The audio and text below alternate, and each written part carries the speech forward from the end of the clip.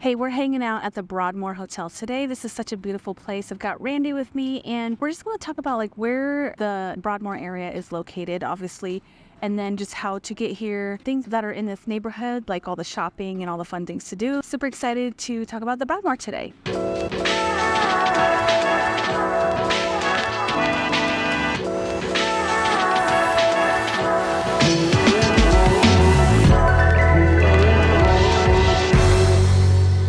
So the way that you're going to get to the Broadmoor is going south on I-25, and so we're kind of located on the southwest part of Colorado Springs. Historic neighborhood, this is where it all happened, well, most of it happened, and so Colorado Springs is founded on like resort-style living, so that's where this hotel came about, and there's a lot of history here, and I have a whole video on this on a different channel, so if you want to get that deep, then you can go visit that one. But let's talk about this area.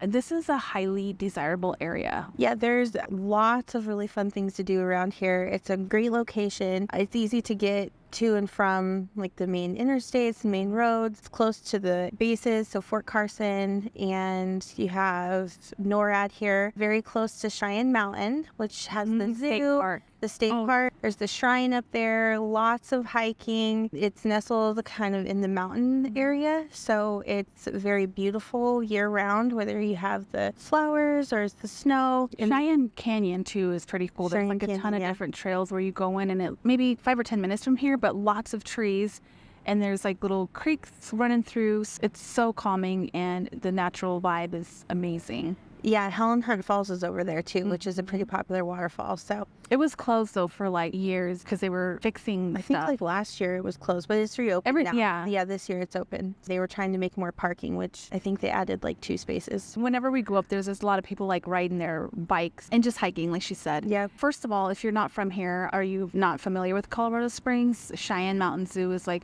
one of the top rated zoos in the entire world. It's like one of the best zoos ever. Like I've been to plenty of different zoos, and that one's definitely my favorite. That one is definitely my favorite. And you'll also get a good workout because it's in the mountains. So you're actually walking uphill, hiking while you're there. So. Yeah. And then they have like really cool events there, like Boo at the Zoo. I overheard you guys talking about the dog thing. Yeah. So they have a thing called Dog Days where you can bring your pet, your dog, as long as it's well behaved, to the zoo. Right.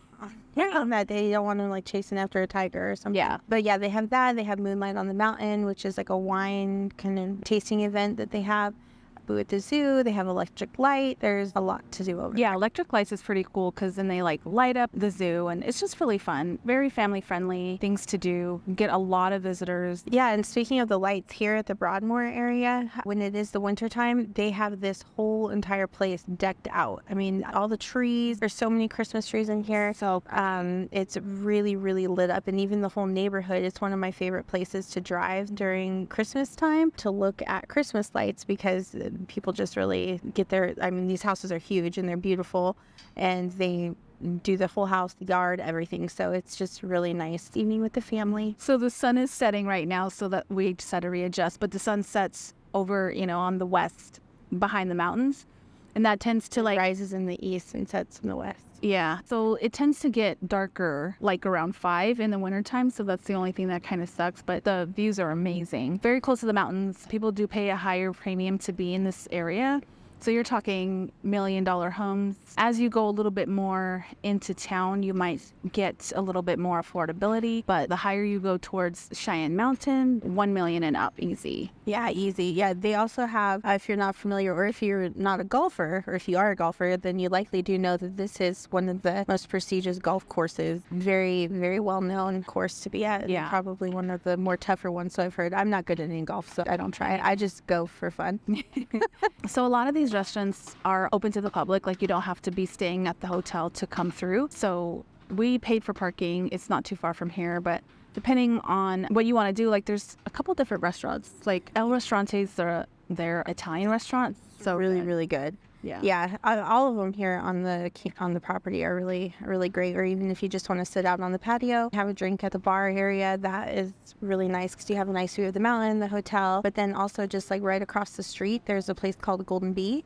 That's really popular. It's kind of a piano bar, so they have everybody sings, they drink like yards of beer and eat really good food. And then they come by and they actually throw little tiny bee stickers, and they try to hit your shirt. I guess you have to experience it. So one thing that you do have to be careful though about this neighborhood, if you are buying property, is you might be looking at a home that looks like it's great priced, and there's a reason that it is greatly priced is because a lot of these homes are built on creeks and little springs. But if you buy a house that is sitting on top of like a dried up spring or something, it's prone to cracking and foundation issues. There is a map that I give to all of my clients that has all of the areas that are susceptible to these like basically holes in the ground, and you just want to be careful that you don't buy a house where it falls into this hole. Yeah, and then so there's extra insurance actually for some of these houses in these neighborhoods for that kind of thing. So just be very careful. It was like a big deal back in the day where they had, like, even FEMA was involved for some reason. They had to come out and make everybody aware that it's kind of dangerous in some of these areas, landslides and things like that. I mean, it is the mountains, so you have to kind of think of that. So you definitely just want to make sure you get your inspections done and do your insurance. Have good insurance, yeah. So not in the hail. Oh yeah.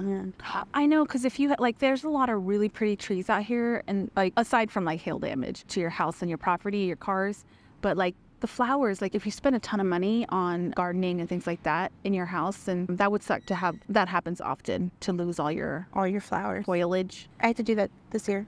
Yeah, a lot of people do. So. But it is close to, so even if you don't want to stay like in necessarily the Broadmoor area, it's really close to the movie theater, lots of restaurants, there's shopping over there, grocery stores, everything is very close here. So it's a very easy, accessible. Yeah. So there's like Target down the way. There is is it Safeway still there? Safeway. Okay, Safeway. We go to one of the 24-hour fitness there. I know you go to a different gym, but it's not as nice as like the nicer gym. But it's one of the nicer 24s though. Yeah. We have restaurants like, Noodles and Company, Panera. What else is on the there? border? Macaroni Grill. Xfinity Chili's is down there. So if you're buying a new phone, that's kind of convenient, because otherwise you have to travel pretty far. And then I said the movie theater, right? The movie theater. Yeah. It's right there. So that's good. Town is a very popular theater. One of the Mm-hmm. first big theaters that came out. I feel like that was the biggest one. That was the first like really, really big one in town, was Tinseltown. Yeah. We had that one off of South Academy, which unfortunately. Oh, and Chuck E. Cheese. Sorry. Oh, yeah, Chuck E. Cheese. Oh, in the World Arena. Oh, my God, the World Arena where you can go. Arena. There's concerts. Yeah. They do the monster trucks there. Monster trucks. Yeah. They have all like the Disney on Ice. Mm-hmm. All the things there. So this is like a great neighborhood. Yeah, and since Colorado Springs is getting more popular, hopefully, we have gotten a lot better artists come down there for concerts. Yeah, lots of cool, interesting, fun things that are going on. Yeah, so Gold Camp Road is also located really close to here. It's, like I said, there's tons of hiking, so it's a lot of fun to go hike up there. It's kind of, I think it's a historic road. This used to connect. It's supposedly haunted too. Okay, there's some scary stories. If you grew up here, you'd know, because we used to, as kids, go up into these tunnels, and a cave. Yeah, well, they're tunnels that get you through on Gold Camp Road, and 2 of them are open. The third one you can't get to by car. You can walk or bike but yeah, as kids we definitely go up there, and we go at night through these tunnels. And then I was never one of those naughty kids that way. I wasn't either. I just got forced to go. And they would just, everybody would get freaked out because of all the scariest ghost stories. So you can Google that. Yeah. But yeah, no, when it was open, it would connect Colorado Springs to Cripple Creek, which is That's cool. I didn't know that. Yeah, you can still actually drive through Gold Camp all the way to Cripple Creek. You have to go a slightly different way, because you can't go through where the tunnels used to be, because that's just a hiking area now. Yeah, now we're going to have to go to Cripple Creek. Gold Camp Road. Yeah. And Cripple Creek. Yeah, and there's tons. There's horse stables up here. It used to be horseback riding. Yeah, there's horse stables owned by the Broadmoor. I think there's even you can sign up to do camping ventures. There used to be a ski resort here too, but that closed down in the 80s. Nobody cares about that. This place has been a couple different things. A school, I think, too. There's a lot of history. Live it up. Yeah, they build really, really nice houses. Yeah. They came out here for, was it tuberculosis? Yeah, that's another thing, for health reasons too, because they would be able to they have the mineral. Yeah, there's a lot of mineral waters and little huts that housed these people with TB. It's pretty interesting. Yeah. The main building was 1918. 1800s was the gold rush, and that's how we became like this city of millionaires, which makes sense because we're so expensive to live. So expensive. I'm not a millionaire. How come I didn't become a city millionaire? Where was I? We were displaced. My family came from Spain. I don't think that. So anyway, this is a great area, great neighborhood. If you want more information, you're looking to buy property out here, please feel free to call us. Our information will be in the description below. My name is Iris, and again, this is Randy. There's so much to explore here. I'm sure when we turn off this camera, we're gonna be like, oh shoot, we think of something else, then we'll have to turn it back on. Part 2. Or part 2. Yeah. Coming soon, so make sure you're subscribed. See you later. Bye.